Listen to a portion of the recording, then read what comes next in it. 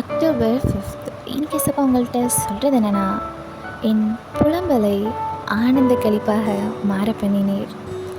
நம்ம வாழ்க்கையில் சில சூழ்நிலைகள் வரும். அப்போ நம்ம ரொம்பவே உடைக்கப்படுவோம். கண்ணீரும் புலம்பலோடையும், ஏன்பா என் வாழ்க்கையில் மட்டும் இப்படி இருக்குது, என்னை ஏன் எல்லாரும் இப்படி ஒதுக்குறாங்க, என்னை ஏன் ஏமாத்துறாங்க, நான் ஒரு லூசராக வாழ்ந்துட்டு இருக்கேன், என் வாழ்க்கை முழுவதும் தோல்வி, அவமானங்கள், ஏமாற்றங்கள் மட்டுமே நிறைந்ததாக இருக்குன்னு தேவனை நோக்கி கேள்வி கேட்டு உங்கள் உள்ளத்துக்குள்ளேயே புலம்பிக் கொண்டு இருக்கீங்களா? உங்களை பார்த்து தான் இசப்பா சொல்கிறாங்க, உங்கள் புலம்பலை ஆனந்த களிப்பாக மாற பண்ணுவார். நீங்கள் உங்கள் வாழ்க்கையில் ஏமாற்றங்கள், தோல்விகள் எல்லாம் சந்தித்தது உண்மை தான்.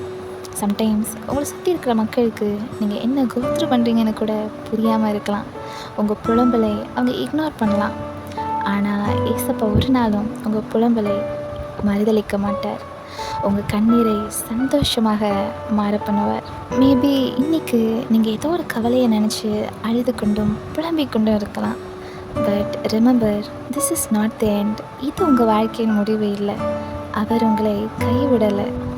சூன் நீங்கள் எந்த பிரச்சனை குறித்து புலம்பிக் கொண்டு இருந்தீங்களோ அதை தேவன் ஆனந்த களிப்பாய் முடிய பண்ணுவார். So don't worry, your story won't end in tears, it will end in joy. Have a blessed day.